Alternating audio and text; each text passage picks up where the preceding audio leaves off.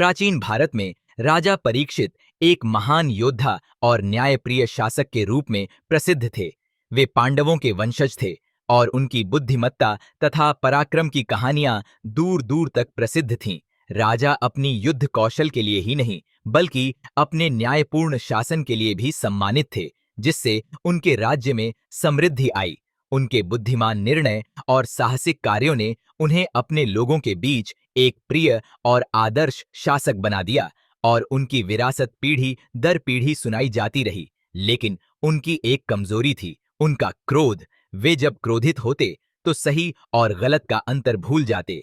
एक दिन राजा परीक्षित अपने दरबारियों और सैनिकों के साथ शिकार के लिए घने और रहस्यमय जंगल में गए। यह जंगल अपने अजीब और डरावने वातावरण के लिए प्रसिद्ध था। स्थानीय लोग अक्सर कहते थे कि इस घने जंगल में एक विशाल सर्प तक्षक वास करता है, जो किसी भी समय राजा को मारने के लिए तैयार था। लेकिन राजा परीक्षित, जो महान योद्धा और साहसी शासक थे, किसी भी प्रकार के भय से अज्ञात थे। उनके मन में शिकार का उत्साह था और वे किसी भी खतरे से डरते नहीं थे। राजा ने अपने सैनिकों के साथ जंगल में प्रवेश किया, जहां हर दिशा में घने पेड़ और झाड़ियां थीं, जिससे पूरा वातावरण धुंधला और रहस्यमयी सा प्रतीत हो रहा था। उन्हें उस जंगल में शिकार के बहुत से निशान मिले, लेकिन अचानक उनका ध्यान एक विशाल प्राचीन पेड़ की ओर खींचा गया। वहां एक तपस्वी महर्षि समाधि में लीन बैठे थे। उनके आसपास पूरी शांति का माहौल था। महर्षि की मुद्रा शांत और गंभीर थी और उनका ध्यान पूरी तरह से आत्मचिंतन में डूबा हुआ था। राजा ने उन्हें प्रणाम किया, परंतु महर्षि ने कोई उत्तर नहीं दिया। 3 बार बुलाने पर भी जब कोई प्रतिक्रिया नहीं मिली तो उनके अहंकार ने जोर पकड़ा। उन्होंने तपस्वी के गले में मृत सर्प डाल दिया और क्रूर हंसी के साथ वहां से चले गए।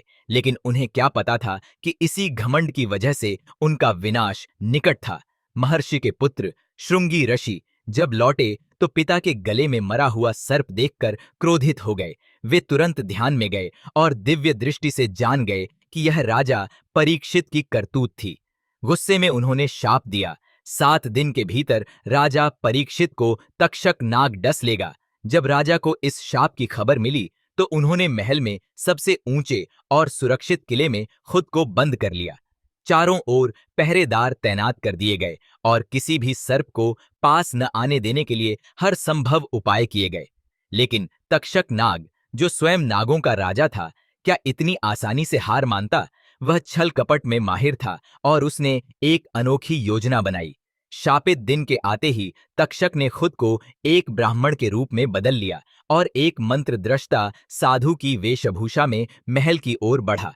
उसने राजा के संरक्षकों से कहा, मैं एक दिव्य औषधि लाया हूं, जिससे किसी भी शाप का असर खत्म हो सकता है। यदि राजा इसे ग्रहण करें तो वे अजर अमर हो सकते हैं।